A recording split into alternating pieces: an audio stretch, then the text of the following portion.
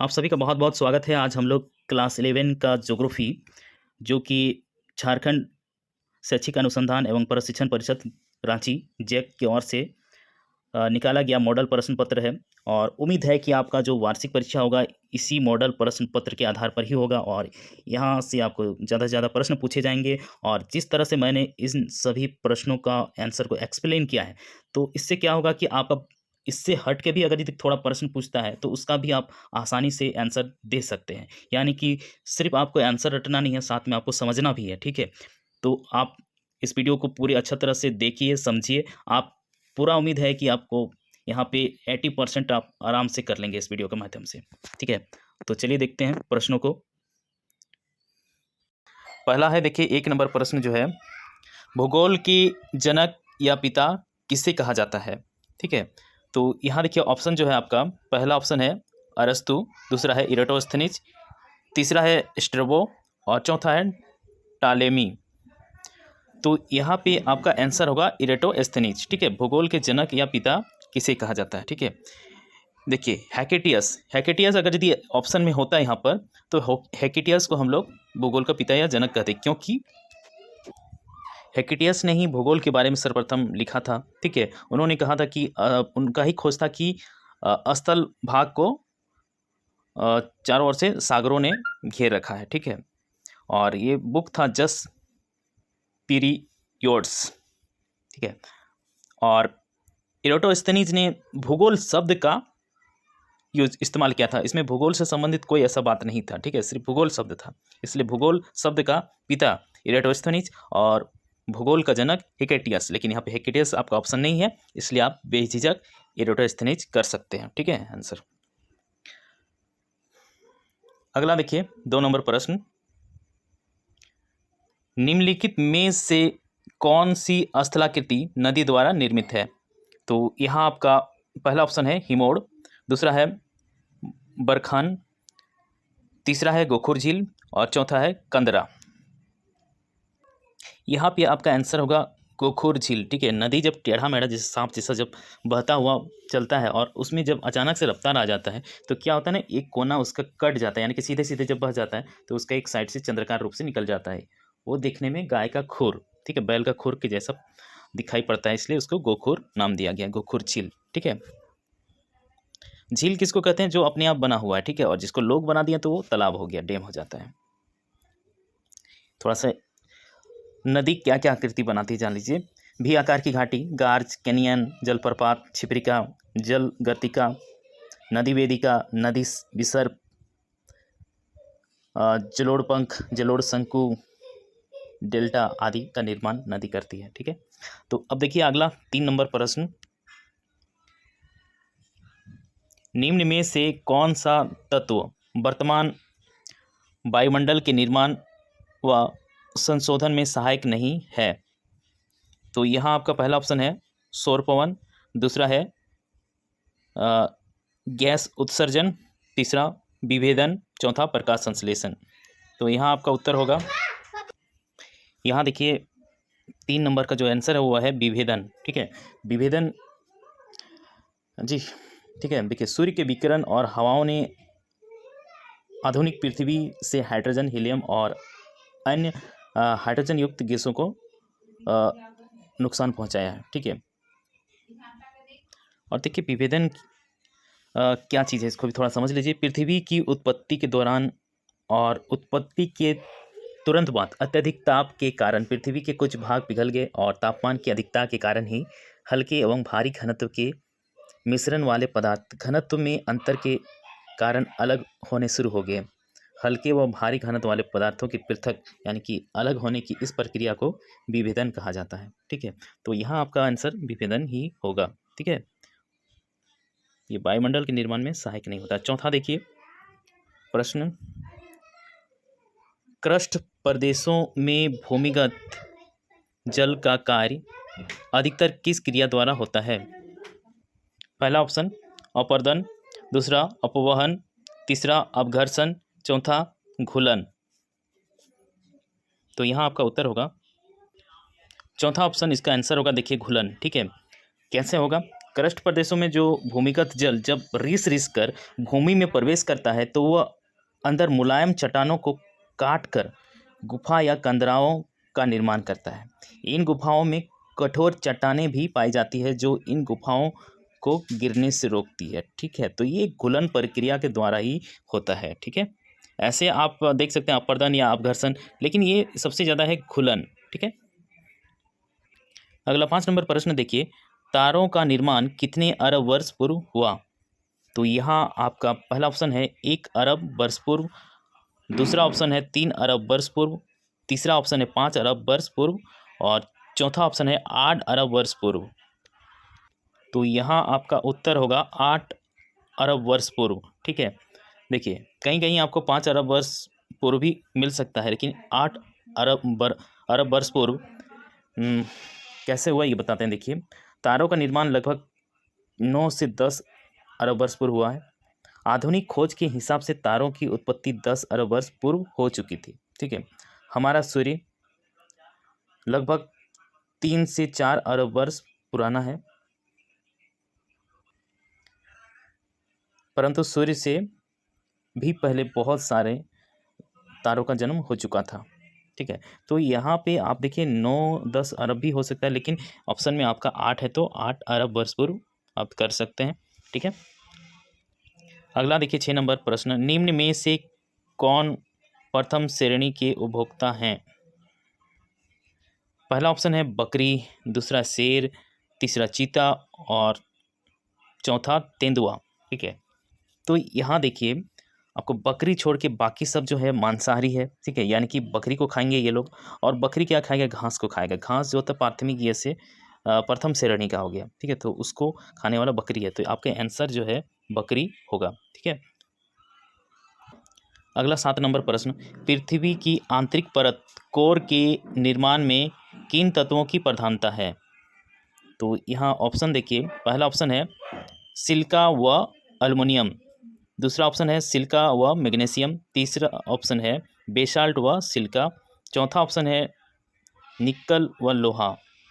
तो यहाँ आपका आंसर होगा, तो यहाँ आपका उत्तर जो है वो होगा डी, चौथा ऑप्शन निकल व लोहा। ठीक है, जिसको नीफे भी कहते हैं। ठीक है, नी से निकल और फे से फेरियम। ठीक है, नीफे, सियल सीमा नीफे, 3 परत होता है। ठीक है, तो ये तीसरा परत नीफे यानी कि निकल व लोहा।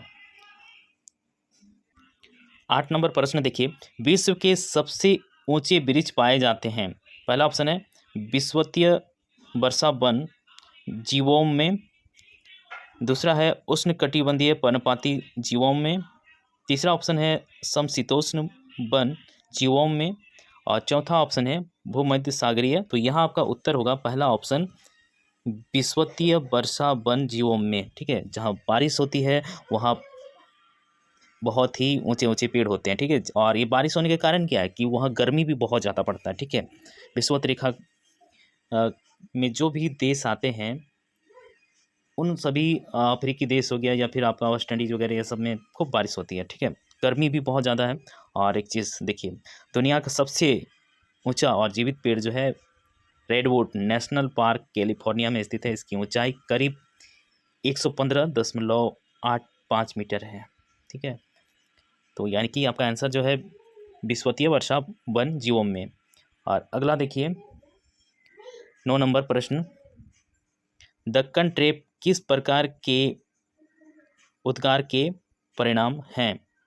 पहला ऑप्शन है सिल्ड, दूसरा है मिस्र, तीसरा प्रवाह और चौथा कुंड।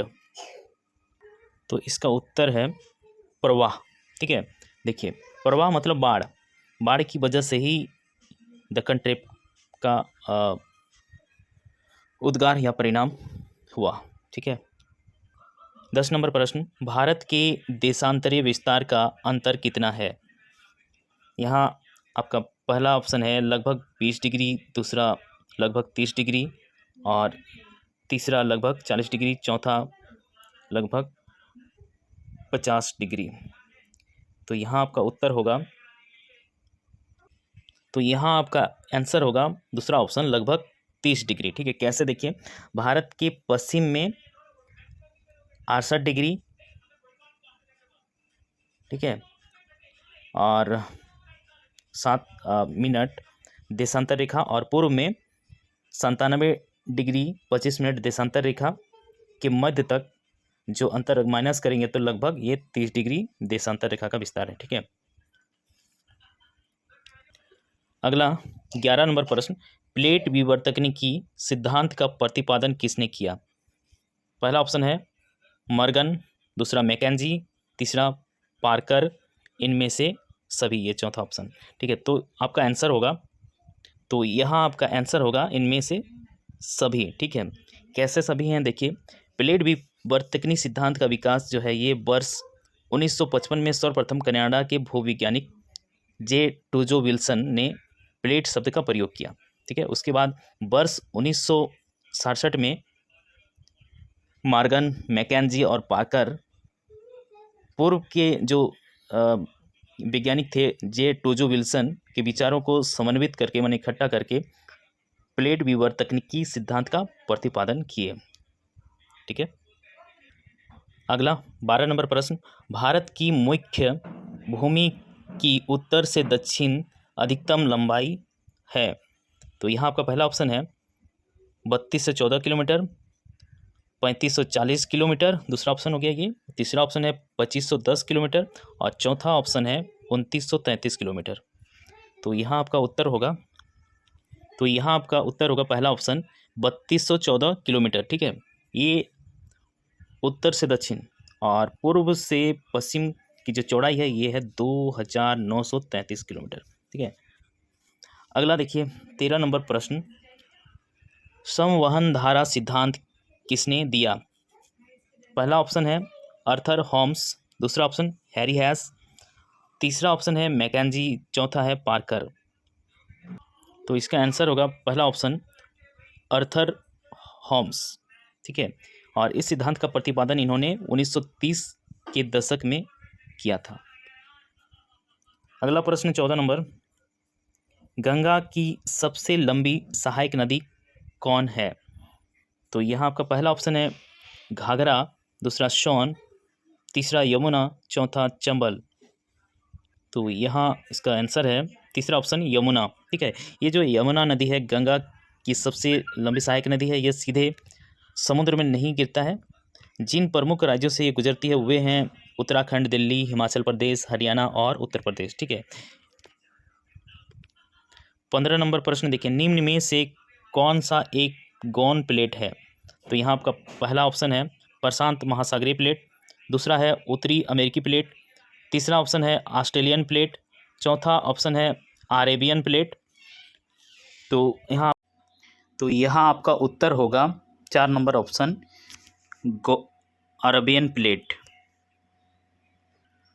16 नंबर देखिए, निम्नलिखित में से कौन सी नदी डेल्टा के स्थान पर ज्वार नद मुख बनाती है?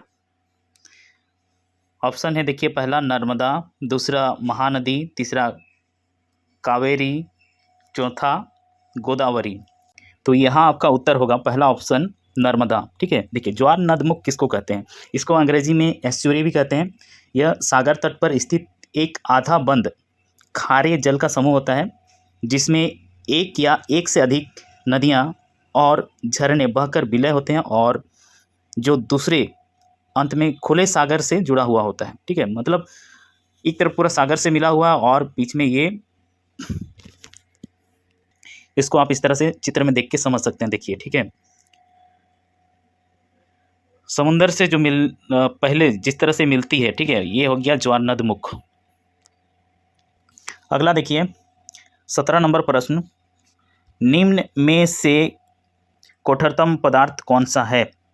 यहाँ आपका ऑप्शन है, पहला है कैल्साइट, दूसरा है फेल्ड्सपर, तीसरा क्वार्ट्ज, चौथा कोरडम। इसका आंसर होगा कोरंडम। ठीक है, देखिए ये कोरंडम क्या चीज़ है? कोरंडम अल्मुनियम का एक अयस्क है। ठीक है, यह अल्मुनियम ऑक्साइड का क्रिस्टलीय रूप है ना। कोरंडम में लोहे, क्रोमियम और टाइटेनियम के अंश पाए जाते हैं। अगला 18 नंबर प्रश्न, निम्नलिखित में से कौन सा भारत का सबसे दक्षिणी स्थान है? तो यहाँ आपका पहला ऑप्शन है इंदिरा पॉइंट, दूसरा है कन्याकुमारी, तीसरा नागरकोइल, चौथा रामेश्वरम। यहाँ आपका आंसर होगा पहला ऑप्शन इंदिरा पॉइंट। ठीक है, देखिए इंदिरा पॉइंट जो है ये भारत का अंडमान निकोबार द्वीप समूह में आता है। ठीक है, और ये इसका नामकरण जो हुआ 1980 के दशक में इंदिरा गांधी, ठीक है, जो कि उस वक्त भारत की प्रधानमंत्री भी बनी। ठीक है, जवाहरलाल नेहरू सुपुत्री जी, तो उन्हीं के सम्मान में ये नाम दिया गया था। और इससे पहले उस जगह का नाम था पर्सन्स पॉइंट, और उससे भी पहले था पेगमेलियन पॉइंट्स। ठीक है, जो कि आज हम लोग इंदिरा बिंदु या इंदिरा पॉइंट के नाम से जानते हैं। ठीक है, भारत का सबसे ऊंचा जलप्रपात कौन सा है? पहला ऑप्शन है होंडरो, दूसरा बूढ़ाघाट, तीसरा जोग और चौथा जुन्हा। देखिए सबसे ऊंचा और सबसे बड़ा में अंतर है। ठीक है, दोनों अलग अलग है। तो यहाँ आपका पूछा है कि सबसे ऊंचा जलप्रपात, यहाँ थोड़ा सा मिस्टेक है। देखिए भारत नहीं होके यहाँ पे झारखंड दिया होता तो ज़्यादा अच्छा होता। झारखंड में सबसे ऊंचा जलप्रपात जो है वो होंडरो जलप्रपात है, 320 फीट ऊंचाई से गिरती है। ठीक है, और भारत का सबसे ऊंचा जलप्रपात जो है वो है कूचिकल जलप्रपात। ठीक है, इसकी ऊंचाई 455 मीटर है और यह कर्नाटक के शिमोगा जिले में बरही नदी पर स्थित है। ठीक है, जो कि यहाँ पे ऑप्शन में है ही नहीं। 20 नंबर प्रश्न देखिए, जाड़े के आरंभ में तमिलनाडु के तटीय प्रदेश में वर्षा किस कारण होती है? यहाँ आपका ऑप्शन है, देखिए पहला उत्तर पूर्व मानसून, दूसरा है दक्षिण पश्चिम मानसून, तीसरा ऑप्शन है पश्चिमी विक्षोभ और चौथा ऑप्शन है इनमें से कोई नहीं। तो यहाँ पे आपका आंसर होगा पहला ऑप्शन उत्तर पूर्व मानसून। ठीक है, ये सही है। और देखिए तमिलनाडु तट पर क्या है कि जाड़े के मौसम में उत्तर पूर्व व्यापारिक पवनें जो हैं वो समुद्र की ओर बहती हैं, इसलिए देश के ज़्यादातर इलाकों में शुष्क मौसम होता है। ठीक है, ठंडा मौसम होता है और तमिलनाडु का तट जो है अधिकतम वर्षा इन्हीं पवनों से प्राप्त करता है, क्योंकि वहाँ ये पवनें समुद्र से स्थल की तरफ बहती हैं। ठीक है, अगला प्रश्न 21 नंबर, कपास उत्पादन के लिए सर्वोत्तम कौन सी मिट्टी है? पहला ऑप्शन लाल, दूसरा पीली, तीसरा काली, चौथा लेटेराइट। तो यहाँ आपका उत्तर होगा काली। ठीक है, कपास उत्पादन के लिए सर्वोत्तम जो है वो काली मिट्टी होती है। ठीक है, और काली होने का कारण क्या है कि इसमें जीवाश्म पाया जाता है, ह्यूमस जो है। ठीक है, इसमें टिटनीफेरस, मैग्नेटाइट एवं जीवाश्म उपस्थित होते हैं। ठीक है, जिसके कारण ये काला दिखाई देता है। और ये मिट्टी जो है मुख्यतः महाराष्ट्र, कर्नाटक, गुजरात और मध्य प्रदेश में पाई जाती है। इस मिट्टी में मैग्नीशियम, चूना, लौह तत्व तथा कार्बनिक पदार्थों की अधिकता होती है। 22 नंबर प्रश्न है, सिंधु नदी किस सागर में गिरती है? पहला ऑप्शन है बंगाल की खाड़ी, दूसरा अरब सागर, तीसरा इनमें से दोनों और चौथा ऑप्शन है इनमें से दोनों नहीं। तो यहाँ आपका उत्तर होगा बी नंबर ऑप्शन अरब सागर। ठीक है, देखिए सिंधु नदी का जो उद्गम स्थल है वो तिब्बत के मानसरोवर के निकट सिनकाबा नामक जलधारा को माना जाता है। ठीक है, इसकी लंबाई जो है लगभग 3610 किलोमीटर है और यह नदी तिब्बत और कश्मीर के बीच बहती है। ठीक है,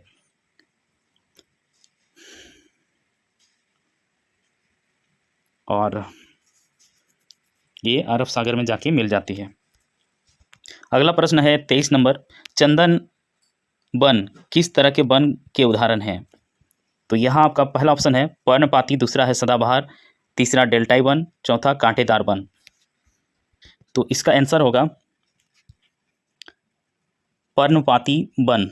ठीक है, चंदन वन जो है ये पर्णपाती वन का उदाहरण है और पर्णपाती वन का दूसरा नाम है पतझड़ी। ठीक है, पतझड़ वन। पतझड़ वन का खासियत क्या है कि ये जो पेड़ होते हैं यहाँ पर वो किसी मौसम में अपने पत्ते को गिरा देते हैं, जैसे कि उत्तर भारत में तथा समशीतोष्ण क्षेत्रों में यह सर्द ऋतु में होता है। ठीक है, ठंडी का मौसम में सारा पेड़ का पत्ता गिर जाता है। उस समय के मौसम को पतझड़ भी कहा जाता है। और अन्य क्षेत्रों में कुछ वृक्ष अपने पत्ते गर्मी के मौसम में गिराते हैं। ठीक है, अगला 24 नंबर प्रश्न है, उत्तर भारत के मैदानों में चलने वाली शुष्क एवं गर्म पवन कहलाती है। पहला ऑप्शन है चिनुक, दूसरा है मिस्टल, तीसरा लू और चौथा है फोन। तो यहाँ आपका उत्तर होगा लू। ठीक है, देखिए ये जो चिनुक, मिस्टल और फोन ये भी गर्म हवा ही हैं, लेकिन दूसरे देशों के। ठीक है, भारत में गर्म हवा को लू के नाम से जाना जाता है। ठीक है, और ये जो हवाएं हैं भारत में गर्मी के मौसम में उत्तर पूर्व तथा पश्चिम से पूर्व दिशा में चलने वाली धूल भरी प्रचंड उष्ण तथा शुष्क हवाओं को कहते हैं। इस तरह की हवा जो है मई तथा जून में चलती है और इस वक्त तापमान जो होता है लगभग 45 डिग्री के आसपास रहता है। ठीक है, थोड़ा ज़्यादा या कम भी हो सकता है। 25 नंबर प्रश्न देखिए, इनमें से किस राज्य से कर्क रेखा गुजरती है। पहला ऑप्शन है झारखंड, दूसरा उत्तर प्रदेश, तीसरा बिहार और चौथा उड़ीसा।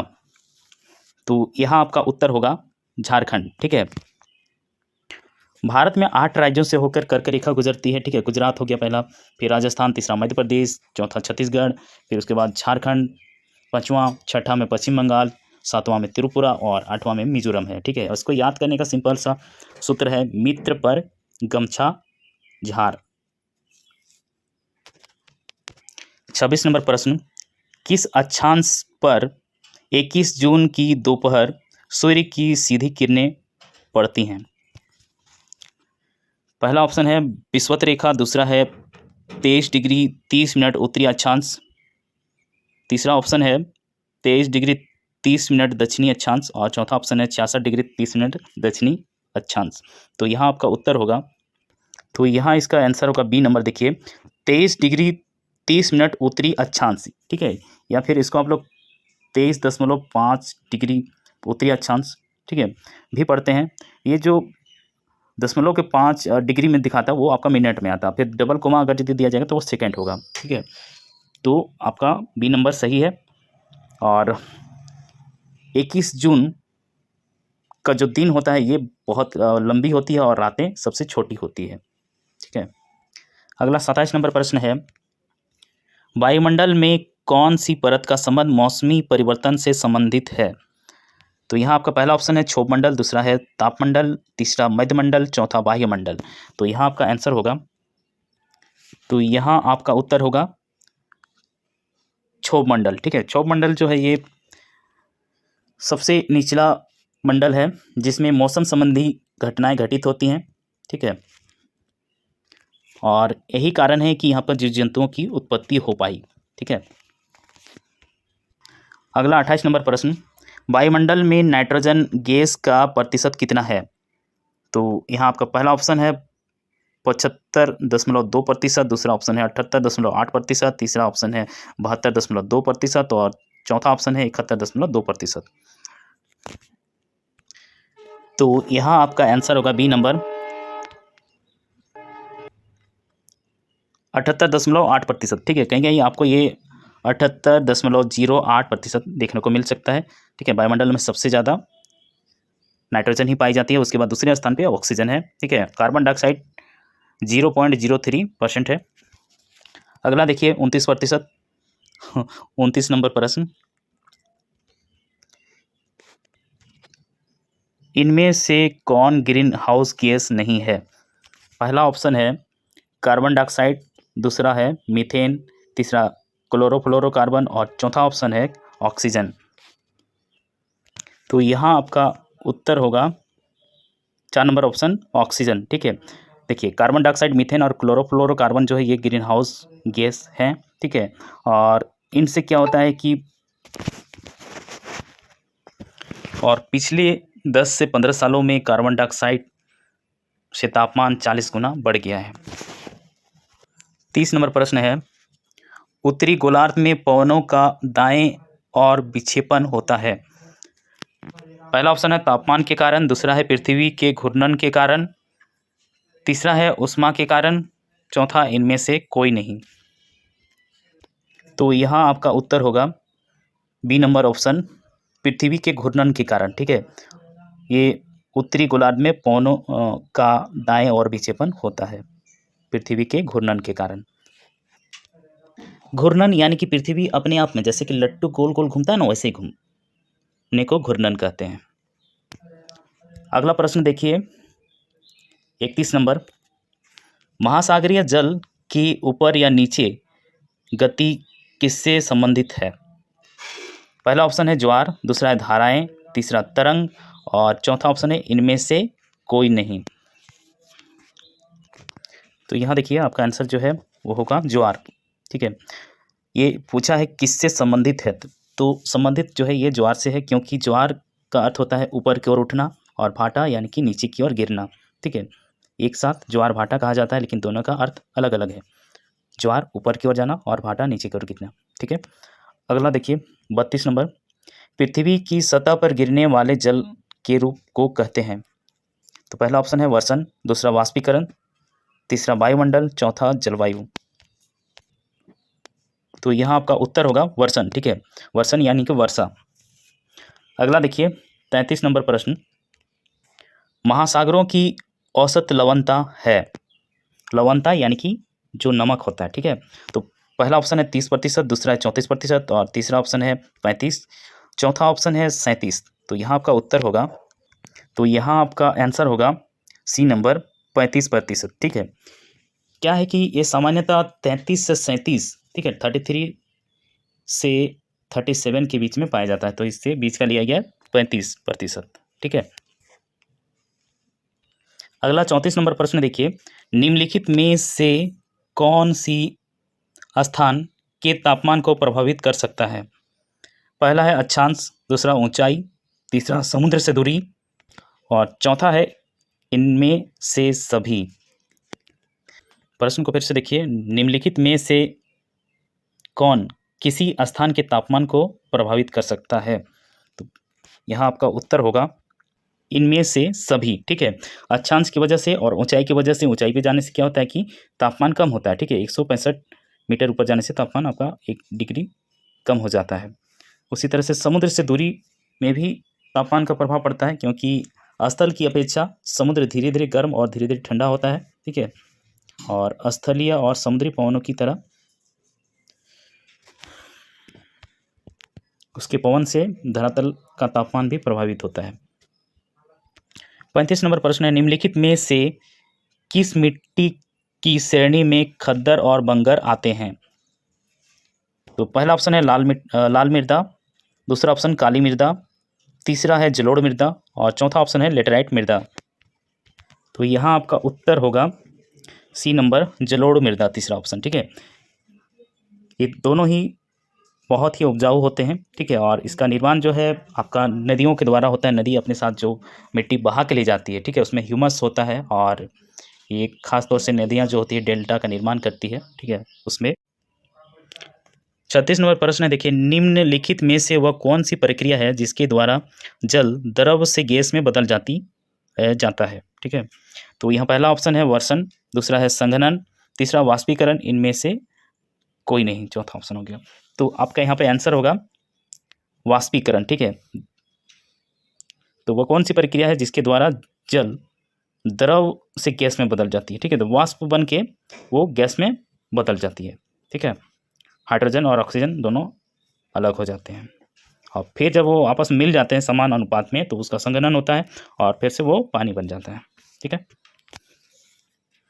अगला देखिए 37 नंबर प्रश्न, प्रकाश वर्ष किसका मापक है?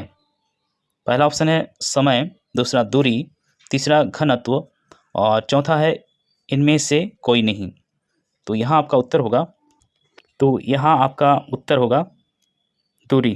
ठीक है, देखिए, अधिक दूरी को तय करने में लगने वाले समय तथा पृथ्वी की कक्षा के व्यास के आधार पर रोमर ने प्रकाश गति की गणना की थी। ठीक है, रोमर नामक जो वैज्ञानिक थे। 38 नंबर प्रश्न, आपदा प्रबंधन के अंतर्गत है? तो पहला ऑप्शन है निवारण, दूसरा है पुनर्निर्माण, तीसरा ऑप्शन है पुनर्वास, चौथा इनमें से सभी। तो यहाँ आपका आंसर होगा इनमें से सभी, ठीक है, क्योंकि आपदा जो है ये एक तरह की विपत्ति है जो कभी भी आ जाती है, ठीक है। भूकंप हो सकता है, बाढ़ हो सकता है, या फिर भीषण गर्मी या सूखा, ठीक है, ये सभी आपदाएं हैं और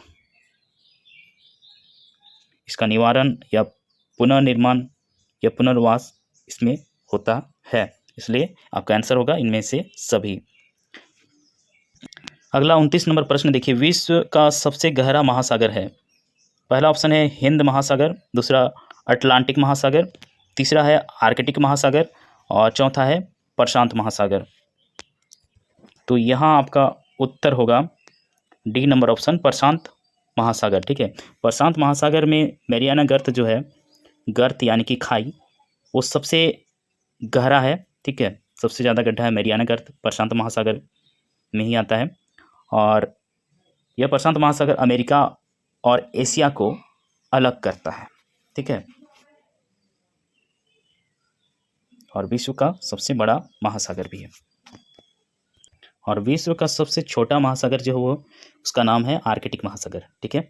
अब देखिए 40 नंबर प्रश्न, जो कि आपका इस मॉडल प्रश्न का अंतिम प्रश्न होगा। सूर्य ताप की सबसे ज़्यादा मात्रा प्राप्त होती है। पहला ऑप्शन है भूमध्य रेखीय क्षेत्र, दूसरा ऑप्शन है उष्णकटिबंधीय क्षेत्र, तीसरा शीतोष्णकटिबंधीय क्षेत्र और चौथा है ध्रुवीय क्षेत्र।